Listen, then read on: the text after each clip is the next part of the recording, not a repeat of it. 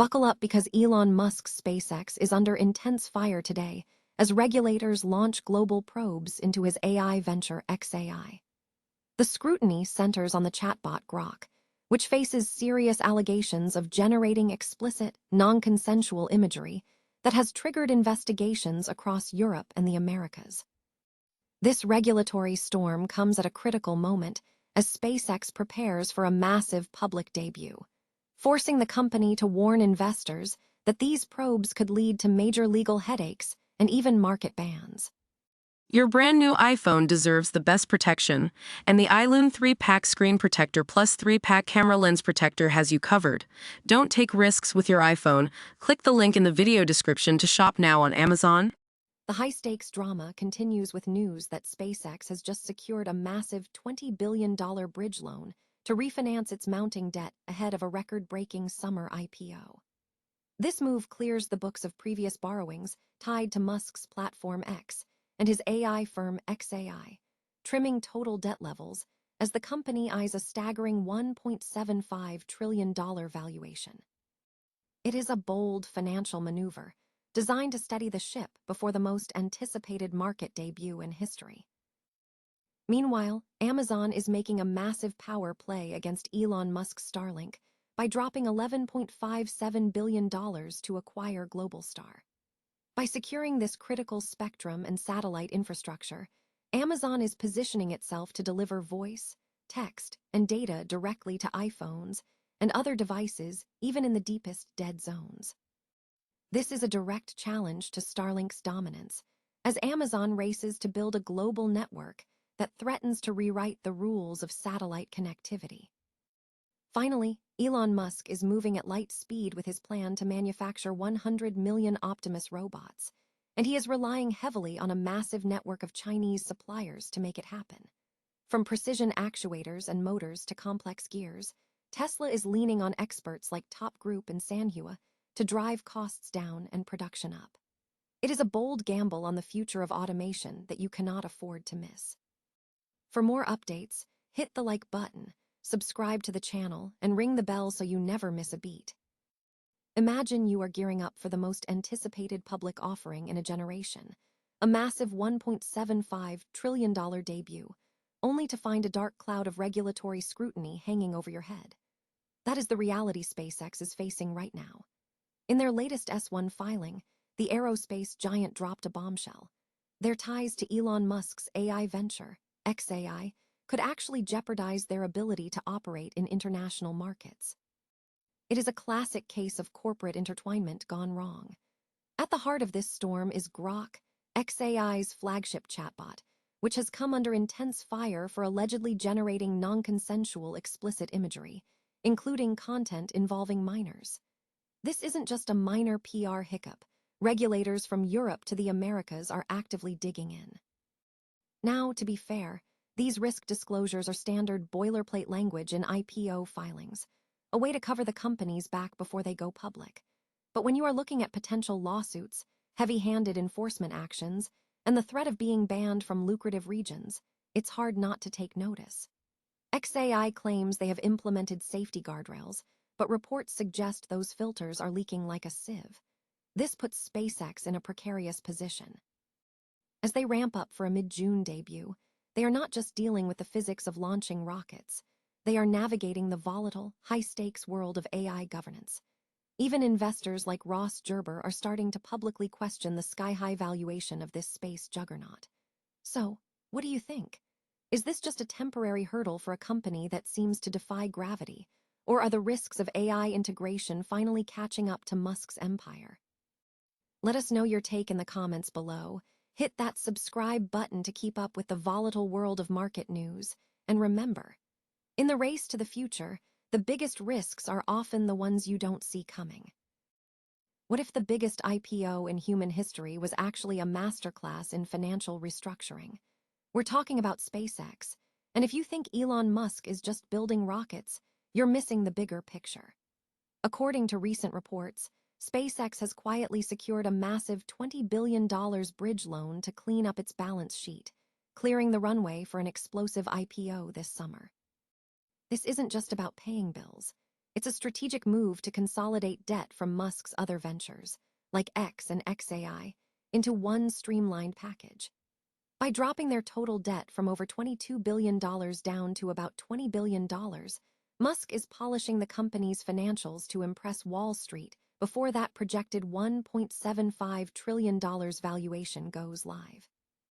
Bold play, especially considering the company just reported a $5 billion loss, a direct hit from absorbing XAI earlier this year. Investors like Ross Gerber are already scratching their heads, questioning whether a $1.75 trillion price tag holds up against those kind of losses.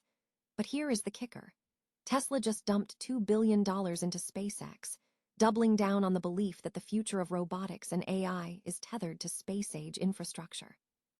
SpaceX is effectively positioning itself as the backbone of a new technological ecosystem, but they are also warning of massive chip manufacturing costs and supply chain bottlenecks that could derail the dream. Are we looking at the greatest investment opportunity of the decade, or a house of cards built on borrowed time? Hit that subscribe button to keep up with the story as it unfolds, and let me know in the comments. Would you bet on a trillion-dollar space company, or is the risk just too high? Remember, the sky isn't the limit when the debt is this deep.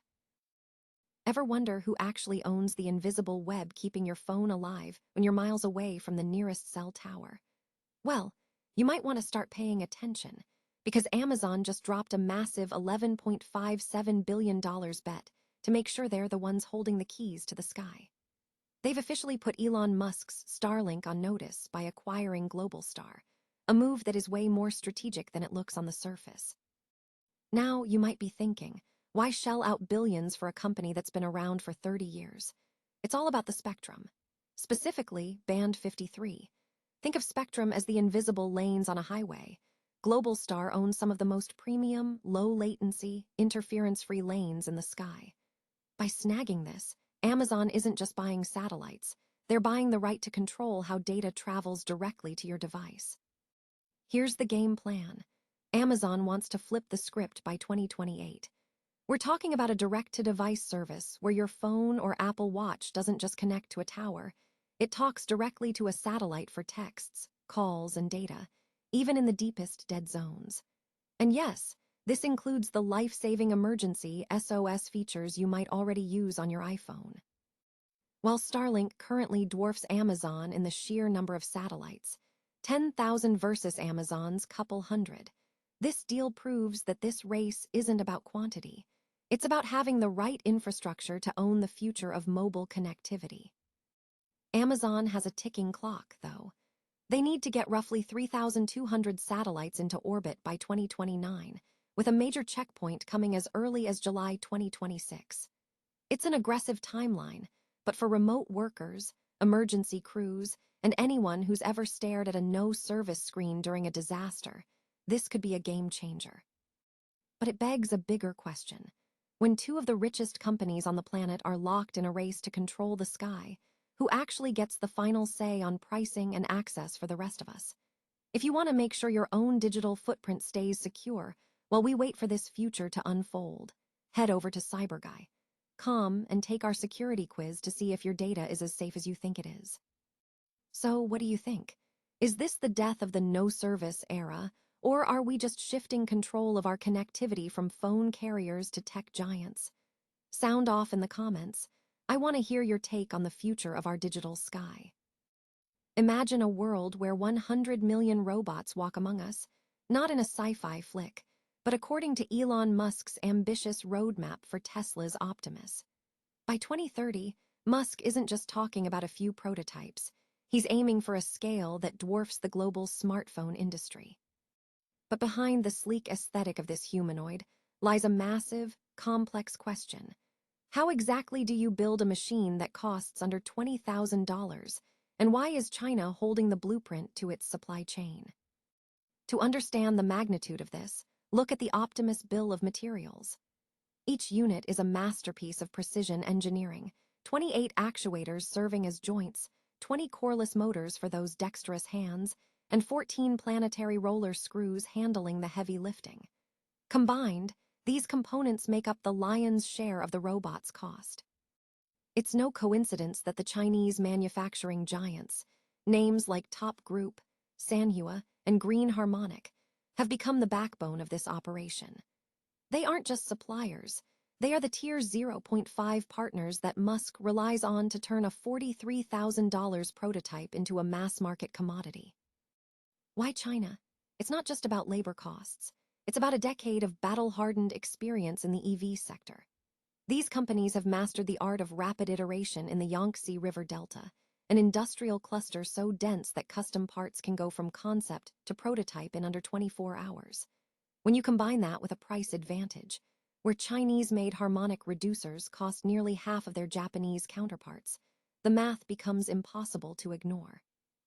Musk knows that if he wants to hit that $20,000 price target, there is effectively no other supply chain on Earth capable of scaling at this speed.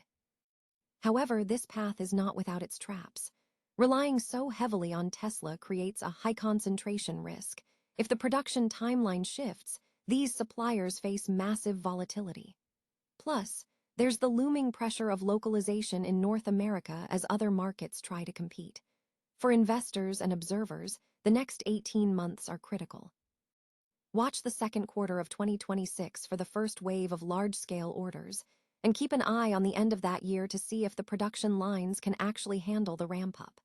We are witnessing the second great overseas expansion of Chinese manufacturing. They conquered the EV chassis. Now, they're moving on to something much smaller, much faster, and infinitely more precise: the joints of the future. The question for you is, are we ready for a world where the workforce is assembled in a factory? And if so, what happens to the human economy when the robots arrive? Smash that subscribe button if you want to stay ahead of the next industrial revolution, and tell me in the comments, would you trust a robot built to this scale?